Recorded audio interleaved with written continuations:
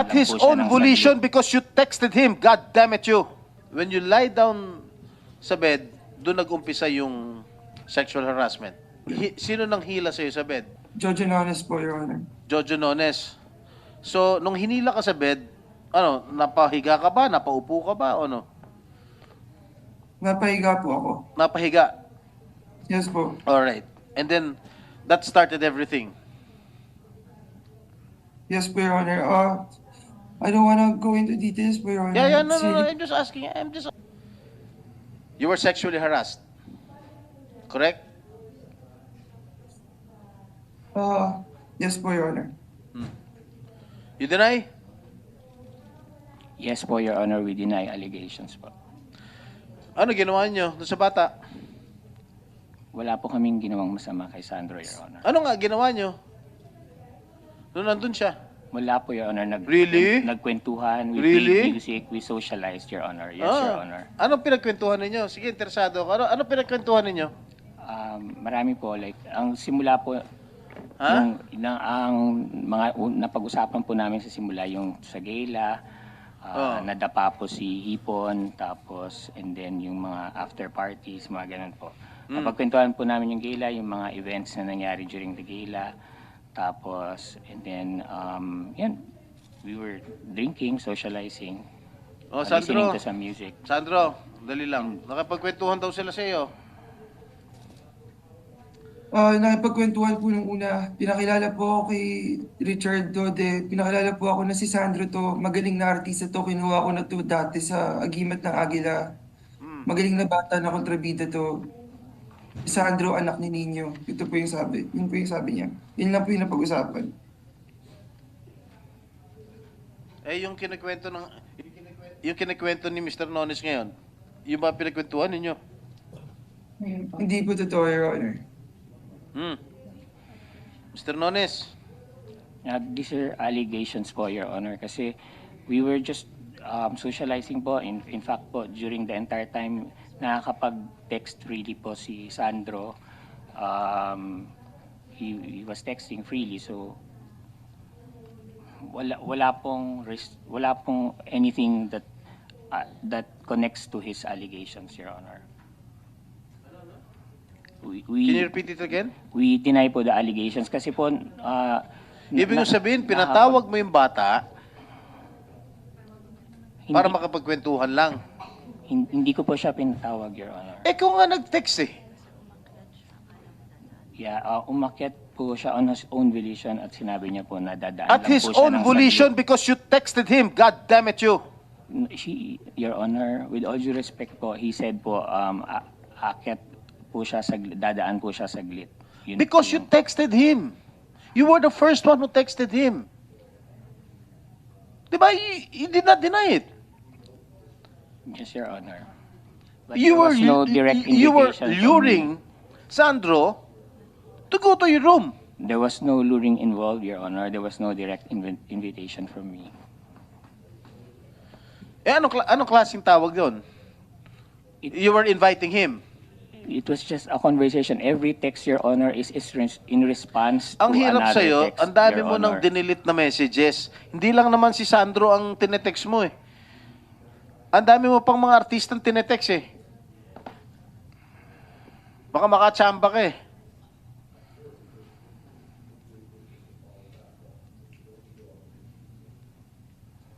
Oh no, you tell me the truth.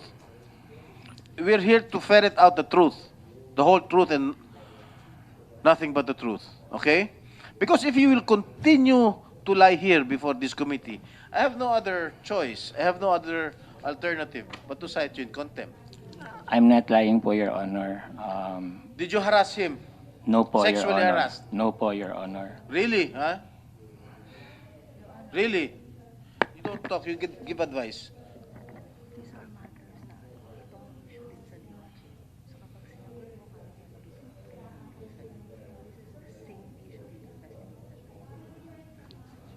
Your Honor, these are the very same issues being investigated by the DOJ right now.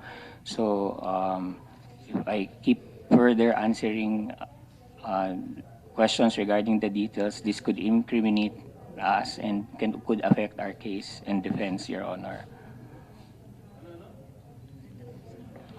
These No, are I'm just asking you practical questions here. It's just answerable by yes or no. Why did you delete your messages? Kung wala ka talaga tinatago. Your Honor. Yes, Your Honor, na-mention ko na po yun sa previous hearing at sa Oh. executive session, Your Honor. Further answering details regarding the case, Your Honor, will violate our right to self-incrimination, Your Honor, and we would like to invoke our right and answer those allegations. We can even provide you with our counter affidavit, Your Honor, once we receive the complaint from the DOJ, but we would like to be given the chance to answer them at a proper forum and know the allegations as well, Your Honor.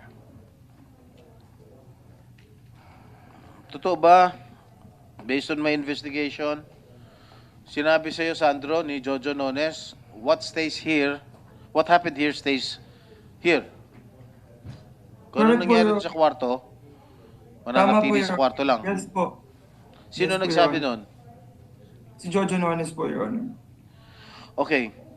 Si Jojo Nones ang mas agresibo.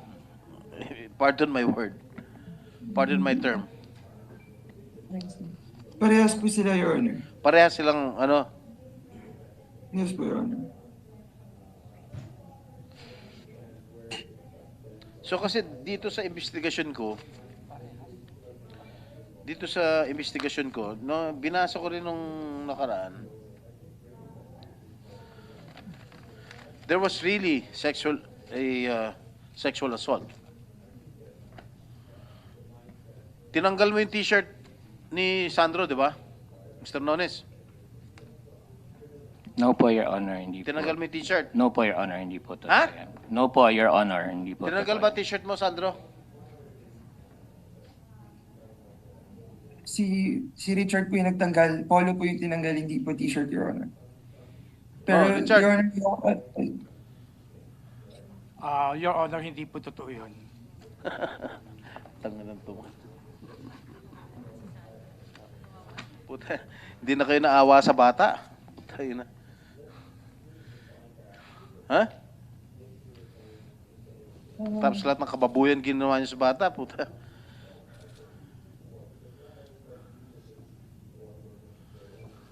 Your Honor, with all due respect, please don't judge us. Hindi pa po kami convicted sa case. The case No, but has you're just lying. been filed po. We are not I'm lying not po, judging Your you, Honor. you're lying. We're also just defending our side, Your Honor. It is our constitutional right to defend our right, Your Honor. So we are not being disrespectful at all. We're not lying. We're just Okay. What was the action that GMA 7? What was the action of GMA 7 with regard to the complaint of Sandro? We were sent a notice to explain and a supplemental notice to explain, and then we were put on preventive suspension, Your Honor. So you're suspended. Yes, Your Both Honor. of you? Yes, Your Honor. Ha? Yes po, Your Honor. Wala po kaming kinikita as of now. Eh dapat nga, hindi lang suspension ng inabot ninyo eh. Dapat expulsion.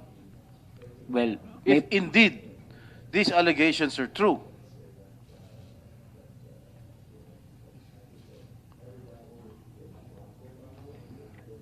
Hindi naman I'm not preempting everything, no? Pero, base sa usap-usapan, base rin sa investigasyon ko, may drugs involved. Okay? Ang tanong, saan mo kinuha ang drugs? Ha? Saan nyo kinuha ang drugs na pinangsinghot nyo ro sa bata? Na wala namang kaalam-alam yung bata. First time niya ginawa na dahil because you lured him to take these drugs. Tana, ilan taon nito? 23? Ilan taon ka na ba, Sandro? 23 po, Your Oh. Honor. Ngayon lang siya, umaayaw na nga. Pinilit nyo pa. Umaayaw na ngang suminghot, pinipilit mo pa.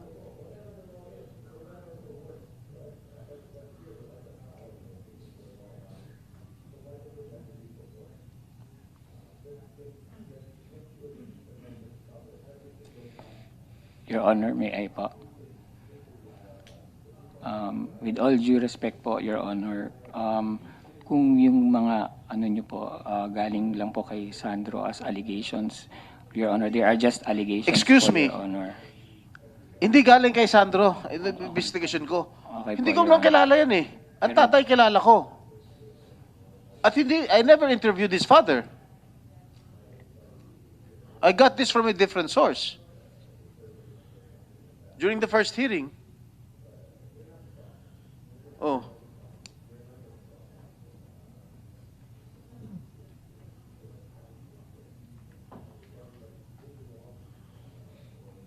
Huwag mo turuan dito. O ano, Mr. Nones, you still deny the allegations? Ha? Yes po, Your Honor, kasi kaming tatlo lang naman po ang nandun sa room, so wala pong ibang source ng information, Your Honor.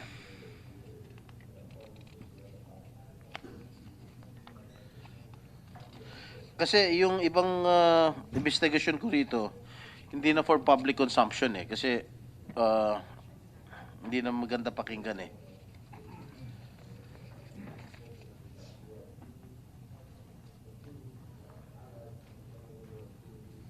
I will not go in, masyado kasing malaswa itong ginawa ko investigasyon. Masyado malaswa. And you still deny na wala kayong ginawang masama dito sa bata. Nakipagkwentuhan lang. Yes, ninyo.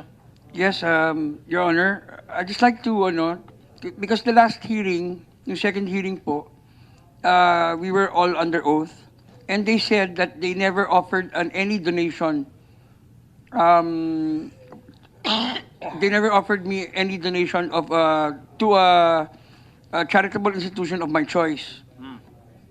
But Attorney Annette Gozon has proven that they did through an affidavit. Where is the affidavit? Do you have a copy? Oh, ito pala, nagsisinungaling na kayo. Yan. May affidavit na si Attorney Annette. With due respect, Your Honor, may we be allowed to read the affidavit, Your Honor? It's a right of my client to be confronted with all the evidence of the witnesses against them, Your Oh, Honor. sige. Paige, can we have the affidavit of Attorney Annette? Your Honor, the affidavit is being reproduced right now, Your Honor. I'll give them a copy.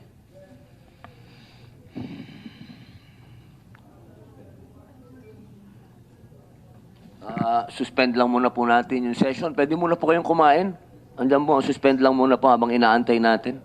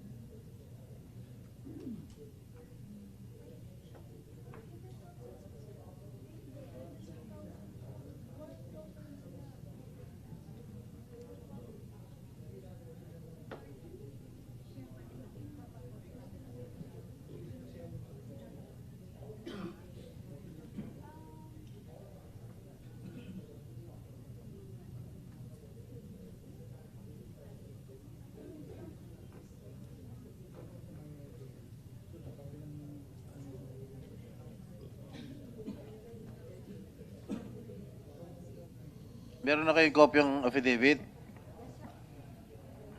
Yes, Your Honor, we're currently reading it, Your Honor.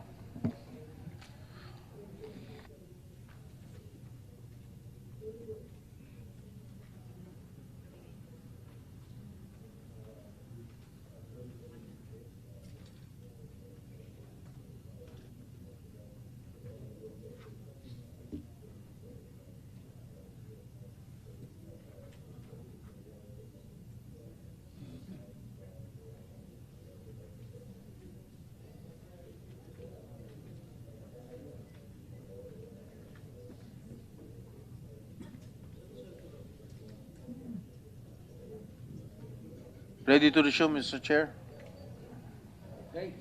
Senator Jinggoy. Mr. Nones, I assume that you have already read the affidavit that was duly signed by Attorney Annette, the Vice President of GMA7. Yes, Your Honor, please. My client will answer the question. No, But let your client answer, not you. we submit to that, Your Honor. But I would just like to... The legal counsel is here only to give legal advice to your client. we submit to that, Your Honor. My client will answer it. Assessment on the affidavit, Your Honor. No, I was asking you a while ago if you offered Mr. Nino Mulak financial contribution to any charitable institution of his own choice, and then you denied it. Now, here comes the affidavit signed by Attorney Annette, who I think this person is very credible. Here comes the affidavit signed by Attorney Annette saying that you indeed offered financial contribution to any charitable institution of his choice. What can you say?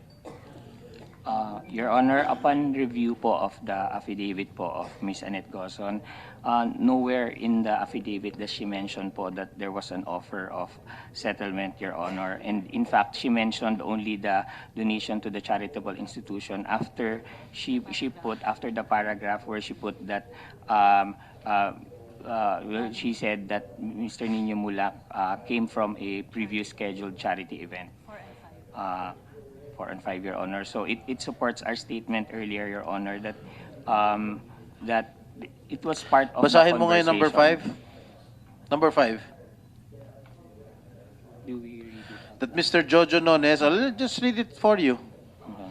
That Mr. Jojo Nones mentioned in that meeting that if Mr. Nino Mulak would want, they can donate to a charitable institution of Mr. Nino Mulak's choice. Number 6, that Mr. Nino Mulak declined. Number 7, that Mr. Nino Mulak stated that he wants to pursue the HR case against Jojo Nones and Richard Cruz.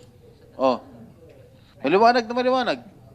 Dito sa affidavit na nagsisunungaling ka. Hindi po, Your Honor, kasi context po is material Paano po, hindi Your ka Honor. nagsisunungaling? I was asking you, did you offer any financial contribution to any charitable institution? No offer po of settlement, Your Honor. I did not ask if it's Context a is material. settlement or not.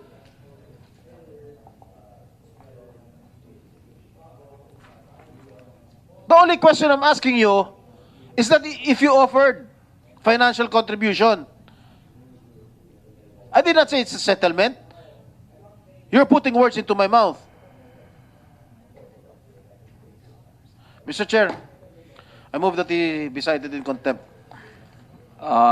Mr. Jojo Nunes, naiintindahan niyo po ba yung motion na kayo po ay patawan ng contempt?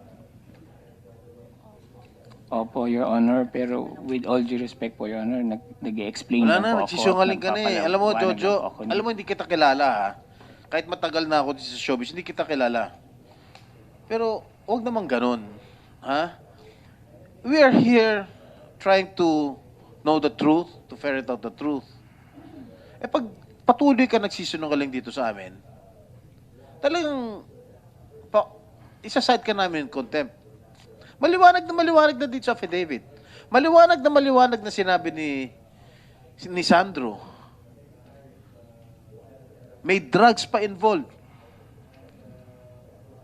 may sexual harassment na involved. Hindi lang nga sexual harassment eh. Assault eh. Dahil pinagsamantalahan nyo yung bata, pinag-take nyo ng drugs, tsaka nyo pinagsamantalahan. That is what do you call this? Drug-induced sexual assault? Tama ba yung sinabi ko, attorney? NBI. Kawawa naman yung bata. Pinag-drugs yun hinalay nyo pa. NBI? Sir, Your Honor, good afternoon po. There was an allegation po na pinag-sniff po siya ng drugs before the alleged na pang-aabuso po. See? Continue deny.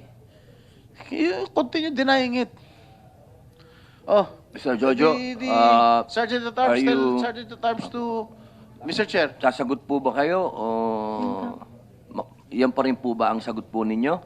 Yes po, Your Honor. Sumasagot po kami. These are allegations po. At Opo, mismo po si Attorney Conales po, sinabi niya po, allegations lang po. And Allegations lang. we deny po the allegations, Your Honor. Po, there is a motion to cite Mr. Jojo Nones in contempt. Without any objection, the motion is approved. So ordered. Meron pong motion para patawan si Jojo Nones ng Senador contempt. Pang. Dahil wala pong nag-o-object, Your Honor, pinapayagan po please. ito at pinag-uutos. Sergeant at Arms. Hindi pwede. Bring him to the detention cell.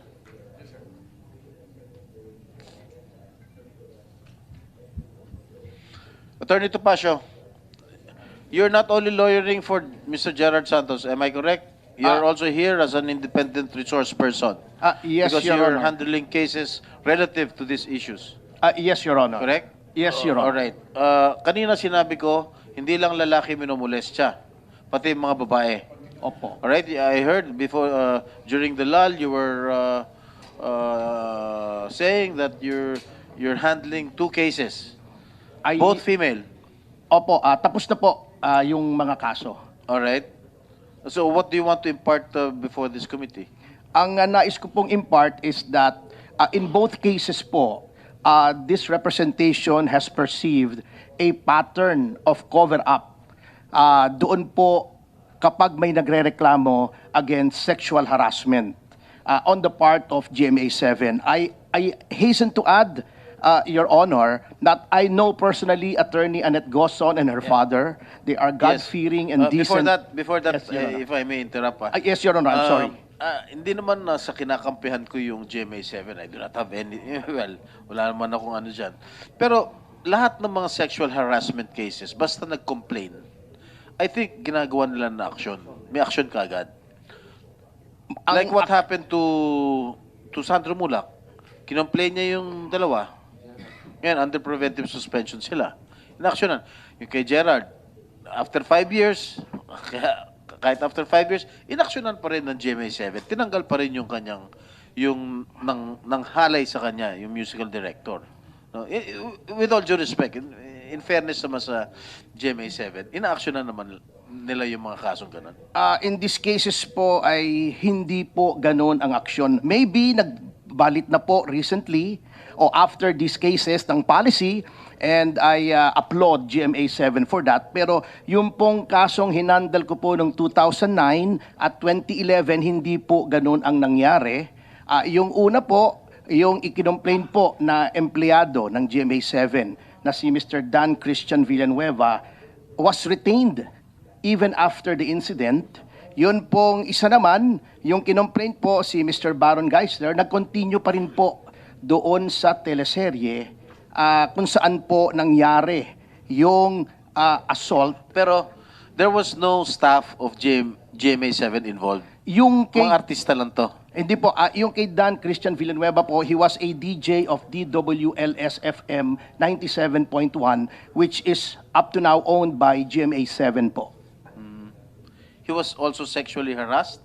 He was the one accused, Your Honor. Okay. Yes, Your Honor. Or what else do you want to impart before this committee? Yun nga po, ang nangyari po kasi dito in both cases, and sabi ko nga po, ako nag-iba ng policy ng GMA7, maigi naman at na mabilis pong action. At natutuwa naman po ako for Mr. Nino Mulak, na kahit ko po. Pero, eto pong mangyari po sa akin, ang nangyari po, ako pa po yung abogado. Noong nagreklamo, ako pa po yung napasama, na-demanda pa po ako. Yun po ang ginagawa po nila eh. Binabaliktad po nila in the name of trying to avoid negative publicity and keeping the corporate image clean, ay sila po ay pine-pressure nila yung artista na i-abandon na yung complaint o binabaliktad nila, pinipilit nila magkasundo yung dalawa. Ayun nga po, ikinomplain ko po ito, Your Honor, publicly sa dyaryo. In the case of the first one, pwede ko po bang banggitin yung kliyente ko? Well, it's up to you. It's your call. Eh. Kung Opo, hindi sila tapos na naman po yung kaso, si Miss Yasmin malalagay Curdy. sa alanganin. Opo, public knowledge naman po ito, Your Honor, na inireklamo ko po si Mr. Lars Santiago ng GMA7 sapagkat kinorner po niya noon, that was 2009, at pinasabi kay Miss Yasmin Curdy na hindi na daw niya itutuloy. Pero hindi naman po yung intensyon ng aking kliyente sapagkat, in fact, hanggang 2011 po ay tumatakbo yung kaso. Ang nangyari po roon ay nag-quit na po sandali ng showbiz si Miss Yasmin Curdy, nag-aral na lang po ng nursing sa New Era. At in-encourage naman po namin ni Miss Lolit Solis yung action na yun sapagkat na-stress na po yung bata at the time. Ito naman po kay Miss Bea Binene, nireklamo po namin sa minor po siya at that time, 15 years old. Nireklamo po namin, sinamahan ko sa pulis. Nandyan po buhay na saksi si Miss Colonel Emma Libunaw, na noon po ay hepe ng Women and Children's Protection Office. Nakasama po sila mag-ina na nagreklamo, pumirma po sila sa blotter, nag-execute po sila ng affidavit. Nireklamo po nila na pagka inaresto yung respondent, yung inireklamo, kunin yung cellphone at saka yung computer dahil may mga compromising pictures daw of a sensitive nature at doon sa mga computer. Ang nangyari po, nung pumutok po sa media, binaliktad po nila, sinabi nila, ako daw ang may pakana nung complaint. Wala daw akong authority. Paano po nangyaring walang authority? Kasama ko po twice. Not once, but twice. To quote Susan Roses po, doon sa Akrame, yung complainant at sila pong mag-ina ang nag-complain. So, kaya nga po, minarapat ko po, Your Honor, and also with the kind indulgence of the chairman, na nag-draft po ako ng isang panukalang batas para makatulong po kahit sa aking payak na paraan dito sa komite para ma-amend po yung anti-sexual harassment law. At ito nga po, kung inyo pong pahihintulutan na Your Honor, Mr. Chair, ito po ang aking panukalang idagdag para matanggal na po itong mga cover-up kasi yung pong case po ni Mr. Gerald Santos, kailan ko po ito nakilala lamang nung ginagawa ko po yung pelikulang Mama sa Pano kasi medyo nag-showbiz na po tayo. Nag-produce na lang po tayo kasi hindi po tayo pwedeng artista katulad ng Your Honor. Doon ko lang po nalaman nga ito, natatakot po talaga sila sapagkat hawak po nung kanilang nirereklamo yung power of life and death, so to speak, over their career. Swerte nga po si Mr. Sandro Mulak, he belongs to showbiz royalty. Angkan po ni Cheng Mulak yan, nandyan si Nino, nandyan si Aga. Paano po katulad ni Mr. Gerald Santos noon, 15 years old, walang kilala sa showbiz, nangangarap na maatim yung stardom, pagkatapos natatakot po siya. Ito po ang aking panukala with your kind indulgence, Your Honor, Mr. Chair, na sana po ay pagkatapos po nitong mga hearings na ito ay mailagay sa Anti-Sexual Harassment Act bilang susog po. And I quote, "Any employee, manager, supervisor, agent of the employer, teacher, instructor, professor, coach, trainer, or any other person who, having authority, influence, or moral ascendancy over the complainant," yung complainant po ng sexual harassment, "and who, not being directly or indirectly involved in acts of sexual harassment as defined in Section 3 hereof, and who by himself or in concert with others conceals or destroys the body of the crime or the effects and instruments thereof in order to prevent its discovery or..." Yes, Your Honor. Siguro pwede mo lang i-submit. Ay, opo. before- Pasensya na po, opo. Kasi medyo Opo, kasi ang nangyari rito, ang nangyari po sa amin ng GMA7, nagdemandahan pa po kami, dinemanda ko pa po yung Vice President nila at that time, si Simon Ferrer. Kasi po, ang nangyari, nag-complain na nga po ng sexual harassment, nag-press con po agad sila. Ako ang at tinurong may pakala nang nagka-create daw ako ng bad publicity. All of this, wala pong problema sa akin yun. Sanay po ko. Makapal po mukha ko, Your Honor, Mr. Chair. At tagal na po akong abogado. Ngunit, yun pong atmosphere na cover-up, nagdedeter po, napipigilan yung mga gustong magreklamo. So dapat ito pong atmosphere na ito matanggal para once and for all matanggal na po itong sexual harassment sa ating industriya, Your Honor. Yes, and sabi ko nga kanina, this has been prevalent ever since. No? This has been ongoing since the 90s, siguro since the 80s. Nangyari na ito eh. That's why we have to put it into a stop eh. Yes, Your Honor. Kaya I totally matigil na agree, to. Your Honor. Kasi siguro may kakulangan sa ngipin sa batas natin, sa sexual assault, sa sexual harassment. Siguro kailan dagdagan pa ng mas mabigat na parusa. No? Yes, Your Honor. And I totally that is what agree. we are trying to do. We are inviting resource persons like you, independent resource persons. Inimbita rin ni Senator Robin si Attorney Lorna Capunan. From there, we can start to craft a law that will add teeth to this law na hindi na maulit itong mga ganitong klaseng karahasan na nangyayari sa mga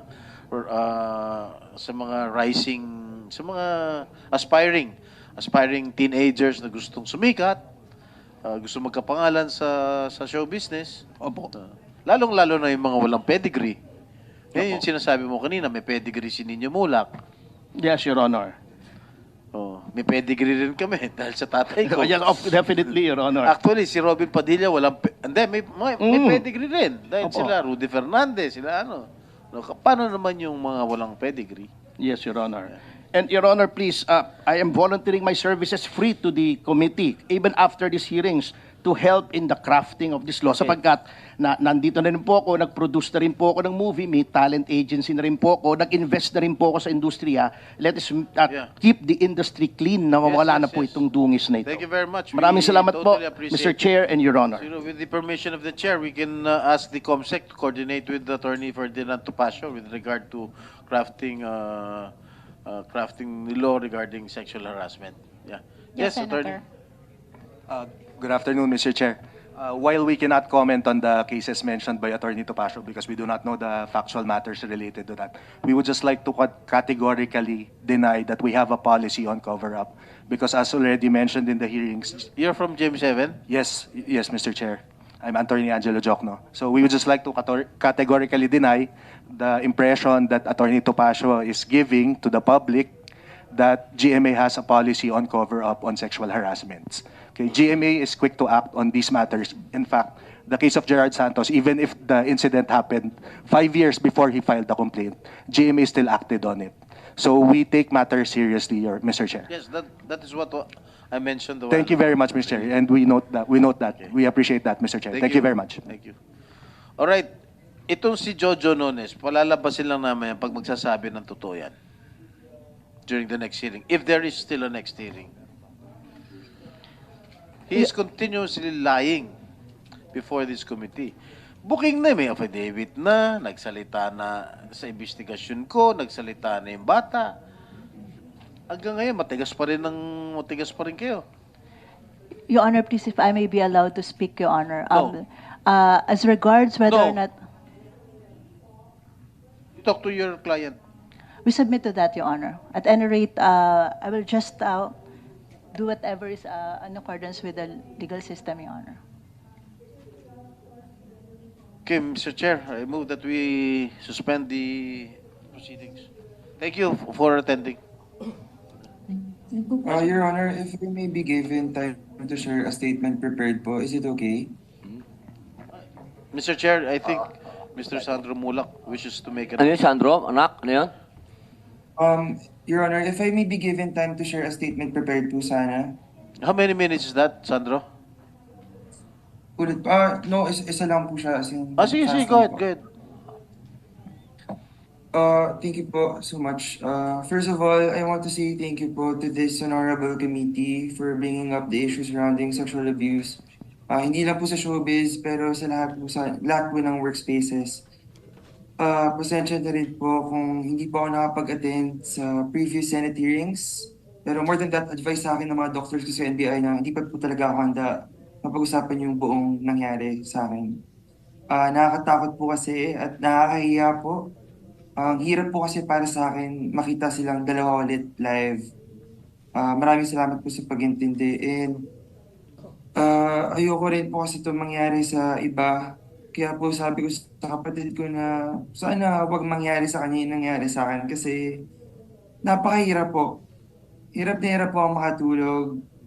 Hindi po ako makakain. Araw-araw po akong ina-anxiety. Tsaka hanggang ngayon po, diring-diri pa rin po ako sa sarili ko. I try my best to look okay para hindi masyado mag-alala yung pamilya ko. Pero yung mommy ko na nasa States, araw-araw na umiiyak. Kasi sinisisi niya yung sarili niya na malayo siya sa akin at hindi niya po ako maprotektahan. Yun po yung everyday ko na iniisip para maging okay po ako. Pero yung totoo po, hindi po talaga ako okay.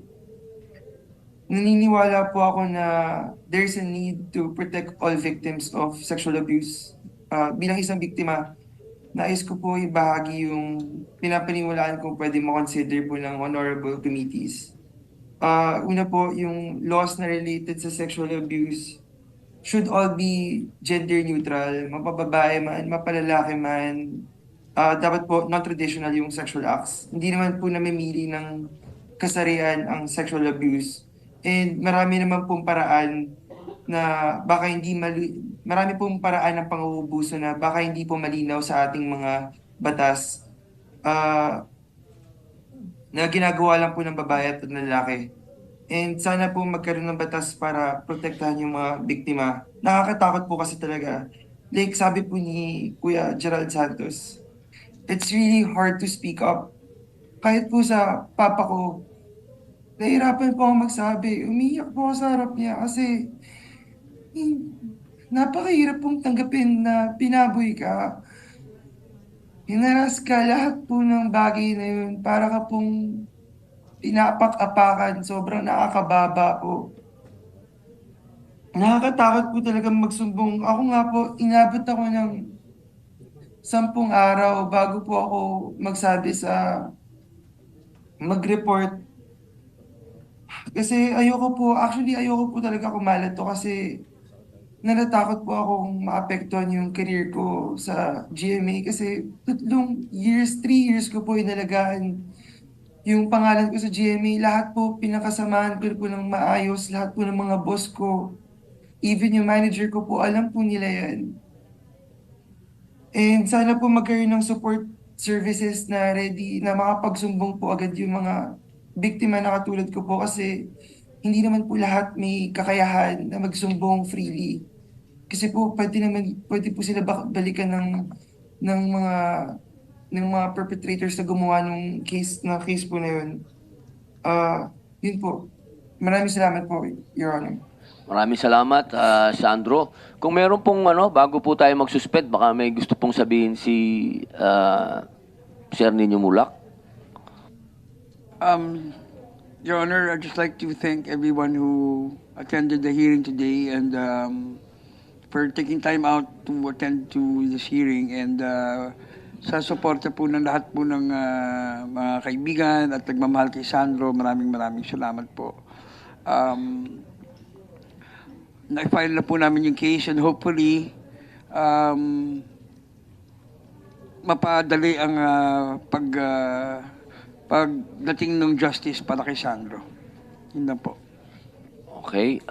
NBI, baka meron po kayong gustong sabihin? O ako meron gustong sabihin sa NBI. Maraming salamat po sa inyong magandang pagsasagawa ng investigasyon. Baka meron po kayong gustong sabihin? Magandang hapon po, Your Honor. We would like to thank you for considering the mental well-being of Sandro at naiintindihan niyo po yung kalagayan niya ngayon. As we can see, he is already stressed and undergoing anxiety. And salamat po sa pag-intindi, and rest assured that NBI will do our job. Salamat po. Mr. Chair. Opo, sandali lang po. Alam niyo po, Ma'am Rubilin Lumampao, isa po tayo ako ay naniniwala na matindi ang epekto nito. Iba to kasi iba to. Parang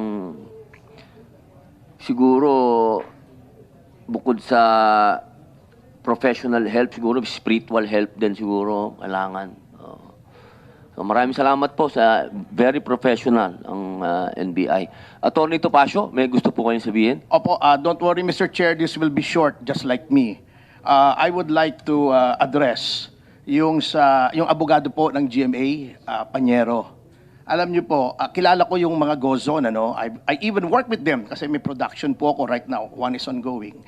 Mga God-fearing and decent people po sila. They will not countenance this kind of behavior. Alam ko po yun, for a fact. Ngunit, Panyero, nothing personal, but if you are in denial... Attorney Topacio, dito lang muna po ang direkta ng... I'm sorry. But I'd like to tell the counsel for GMA that if GMA, if the legal is in denial of these things, ay hindi po natin mareremedyohan yan, Mr. Chair.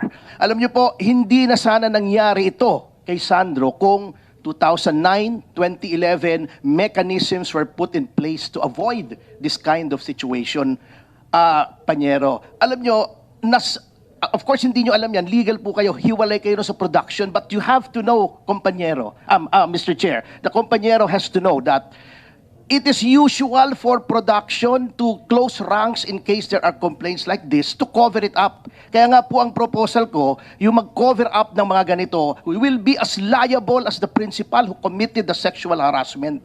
That is the only way na mapipigil. But at the point of the studios, not just GMA7, but other studios, nangyayari naman po ito sa lahat mechanisms must be put in place na immediate po yung action. Kito nyo po yung dalawang kaso ko. Wala pong ginawa, nag-continuous employee yung nireklamo. Yung si Mr. Geister, nag-continue pa rin bilang artista ng series. Yun pang nagreklamo, ang napuwersang umalis kasi hindi na niya maatim na nakikita niya doon sa set yung inireklamo niya na. Hindi naman tinanggal.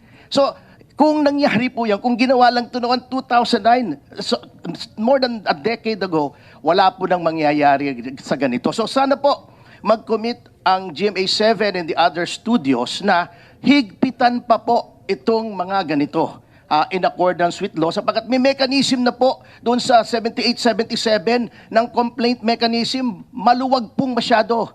At ang nangyayari, binabaliktad pa. Can you imagine? I was just the messenger. They shot the messenger. Dinimanda nila ako. Nagdemandahan kami. Nag-areglo lang kami at pinatawad ko ng mga kapwa-abogado ko. I had to sue your vice president din, your legal din. Kasi ako na nga nagreklamo, tinulungan ko na nga yung bata, ako pang masama, sinisira ko daw yung reputasyon ng GMA7. Hindi po dapat ganoon ang attitude, Mr. Chair. Thank you. Okay po. Maraming salamat po, Attorney Ferdinand Topacio. Attorney Angelo Diokno. Opo. Thank you, Mr. Chair. Dito lang po. Dito lang po. Yes, Mr. Chair. I'd just like to thank the Attorney Topacio for the unsolicited lecture regarding the matter. But again, we'd like to reiterate that GMA has had a policy against sexual harassment. And we have been strict about it. Again, we have never covered up any incident of sexual harassment. Maybe there was just a problem regarding the reporting. There are different channels in the manner of reporting sexual harassment. Like what Mr. Gerard Santos did, he elevated it immediately to the president, to the COO. In fact, GMA has a box there that you could just put there your complaint. And the COO, the president, will read it. So there are different avenues for GMA. If they say that the department is not acting on it, they can go directly to legal, to HR, or to Office of the President. So there are different avenues, Mr. Chair. So there is, again, I'd like to reiterate, I'd just like to counter the impression that Attorney Topacio is creating, is conveying to the public that GMA has a policy on cover-up. And legal is very active on the matter. We do not encourage any form of cover-up. Okay? In fact, if there is someone that is covering up the matter, we also file an administrative case against them, Your Honor. We're very active on that. Thank you, Mr. Chair. Maraming salamat po, Attorney Angelo Diokno. Sir Nino Mulak. Your Honor, I'd just like to ask yung from GMA, no, kung ano po nangyari din sa decision. Kasi nag-file po kami ng HR complaint and the GMA has already received the HR complaint and they said they will do their own investigation. So, yun nga, ang parang so far yung they placed them under preventive suspension. But is there already a decision from the regarding the investigation? Okay. Sir Attorney Angelo Jokno, ano pong development doon po sa investigation po ninyo? Yes, Mr. Chair, regarding that matter, while we are not the members of the investigating committee, we'd like to confirm that the investigation is ongoing. I believe the two alleged perpetrators here have already submitted their answer. I'm not sure if the camp of Mr. Nino Mulak submitted additional evidence based on the findings of the NBI. That's why I think there is a supplemental NTE. And then after that, the investigation committee has 30 days to resolve the matter. And Attorney Annette, Mr. Chair, has undertaken to furnish a copy to the committee of the resolution. So rest assured, Mr. Nino Mulak, that there will be a resolution regarding the matter. Currently, they are under preventive suspension. Okay, Sir Nino, so malinaw na inantay din nila yung sa NBI, so may 30 days. Opo. Thank you, Senator. Salamat po, Sir Nino Mulak. Ma'am Attorney Maggie Abraham Garduque. Ma'am? Yes, Your Honor, please. Thank you very much, Mr. Chair, for allowing me the opportunity to speak, Your Honor, Mr. Chair. Your Honor, my only statement is that, with due respect, Mr. Chair, I would like this honorable committee to look into the case of Bengzon versus Senate Blue Ribbon Committee, Your Honor, with respect to the jurisdiction when a case is already filed, Your Honor. With due respect, just look into it. That the moment a case is already filed, especially in this case that it is already within the jurisdiction of the Department of Justice, so that there would not be any conflicting judgments and we do not violate the exclusive domain of jurisdiction, Your Honor. We let the Department of Justice investigate and do the preliminary investigation that matter, Your Honor. Mr. Chair. Likewise, Your Honor, in the case of Bengzon versus Senate Blue Ribbon Committee, it was stated there the power of contempt of the Senate, Your Honor, where there is a period wherein how long does the detention in under contempt a person will be detained, Your Honor. That's all, Mr. Witt. Maraming salamat po, Attorney Maggie Abraham Garduque. Marami na pong mga ganyang naging usapin dito sa pagdinig po ng Senado. Maraming salamat po at nasa record po ang inyong sinabi. Thank you very much, Mr. Opo. Chair. Gusto ko lamang pong kamustahin din Mr. si Chairman. Richard Cruz. Mr. Richard Cruz, kamusta po kayo? Na-high blood daw po kayo? Ay, hindi po. Nagkaroon na po ako ng gastrointestinal bleeding. Yes po. Sir Richard, hindi po kami husgado ha. Huwag po kayong masyadong ma-stress o ano lang po ito. Kailangan lang po tayo makagawa ng mga batas. At kayo po ay nakakatulong dito sa mga ganap na to. At ano po kayo? Relax lang. Ano po ito? Para po ito sa bayan. Yun na lang po ang isipin ninyo. Nakakatulong tayo sa bayan. Opo. May gusto Mr. po kayong Chair. sabihin? May gusto po kayo? Sandali lang, Gerard. May gusto po ba kayong sabihin, Sir Richard? Wala na po. Opo. Okay, Sir Gerard.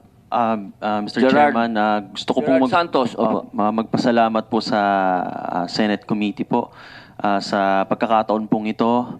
At ayun po kanina po, isa rin po sa mga dahilan kung bakit din po ako nandito. Yun, na-invite po ako, salamat po. At gusto ko pong mag-shed light and wakasan din po yung stigma dito po sa ganito pong mga kaso. Kasi po, talagang, yan nga, nabanggit nga ni Sandro, talagang nakakahiya po talaga na magsalita about yung mga ganitong klaseng cases.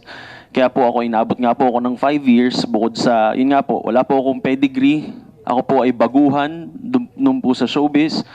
So wala po talaga akong lakas ng loob para magsalita. So ako po, gusto ko pong magsilbing example po sa lahat na huwag po silang matakot ngayon dahil ngayon po may boses na po ang lahat ng tao. Ayun po, at yun po sa on the part naman po ng GMA ay yun po, magkaroon po ng safeguard pa, mas magkaroon pa po ng mga policies na talagang para mas maprotektahan po at lalo na po sa mid-level dahil po pwede po talagang balikan kapag may nireklamo ka po ay yung nireklamo niyo po, yung mga kasamahan niya po dyan, yung mga kaibigan niya ay talagang ano ka rin po, babalikan ka rin po nila. So yun po, sana po may makreate din po na policy and rule po sa ganun po. Again po, maraming salamat po, Senator Robin. Salamat po sa pagkakataon pong ito. Isang tanong lang po sa GMA. Boss, si Mr. Gerald, nawalan daw ng trabaho sa GMA. Pwede ba natin bigyan ng trabaho? Alam kong di naman yung desisyon yan, pero pwede bang, ano naman?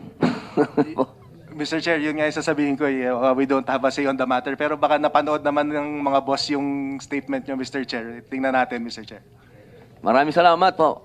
Isang tanong na lang po ako, kasi Ma'am Attorney Nancy G.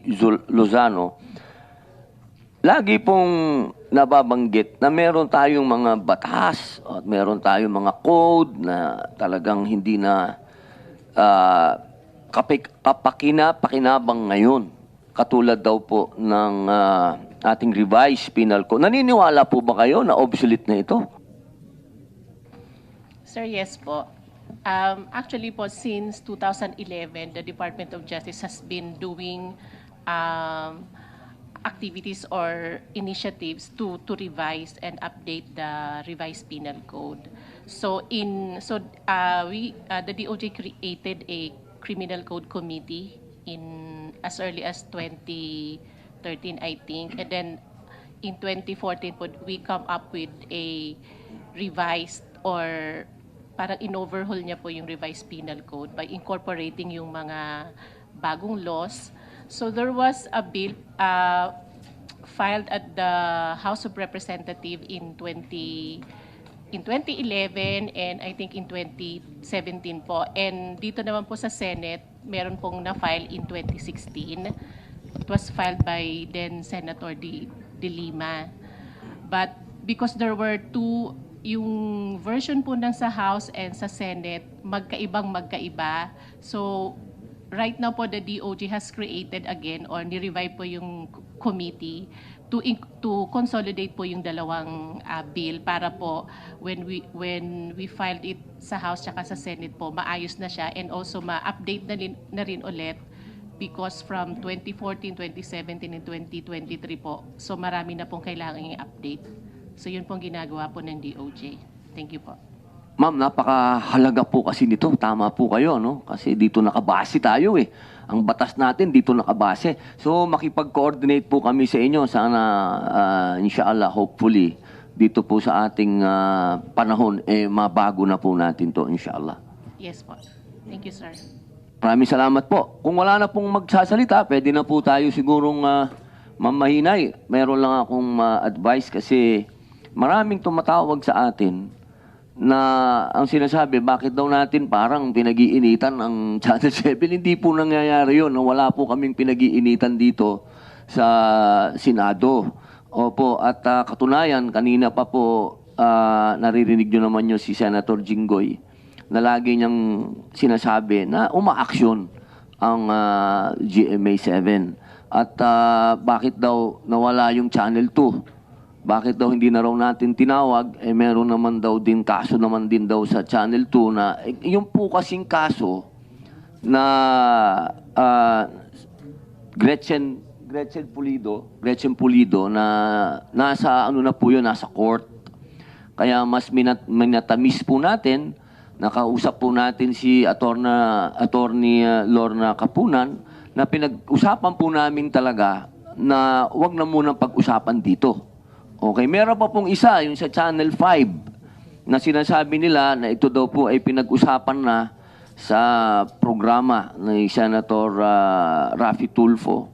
Pero tinatanong din po ng tao, ba't hindi natin pinapatawag dito? Kaya po sana, Ma'am Miss Bernadine Mahinay, kung meron po tayong paraan na mapatawag din yung TV5, tsaka yung sinasabing biktima, makipagtulungan po tayo sa office ni Senator Raffy Tulfo. Inuulit ko po, mga mahal kong kababayan na nanonood at nandito, hindi po kami korte. Wala po kaming na magsabi kung sino ang guilty dito. Kami po nandito para gumawa ng batas, para tanungin po ang mga taong nandito, ang ating mga resource speaker, kung ano po ang pwede nilang makontribute sa atin. At mula po sa kanilang kontribusyon, tayo po ay gagawa ng mga batas. Kung ngayon man po ay nakasaksi po kayo ng meron pong na-contempt, hindi po ibig sabihin na guilty na po si Mr. Jojo Nones. Nagkataon lang po na sa amin pong aid of legislation, meron po siyang ayaw sagutin. Pero kapag yan po ay nasagot na niya, sigurado naman po ako na magkakaroon muli ng musyon na siya ay palabasin o tanggalin ang kanyang contempt. Kung mga kababayan, huwag po tayo masyado mapaghusga dito sa usapin na ito dahil hindi po ito husgado. Ang mga nandito po ay tumutulong uli. Si Sir Nino Mulak, si Sir Sandro, ang NBI, si Attorney Topacio, si Gerald, si Mr. Jojo Nunes, si Mr. Richard Cruz, ang GMA, representative ng GMA, ang DOJ, wala po ditong nagsasabi na meron ng may kasalanan. Opo, ito po, lahat nito para makagawa po tayo ng batas. At katulad po ng sinabi ni Ma'am Nancy Luzano, meron na po tayo mga obsolete na mga codes at mga batas na kailangan na po nating ayusin. Yun lamang po, maraming salamat po. Suspindido muna po ang pagdinig na to. Mabuhay po kayo.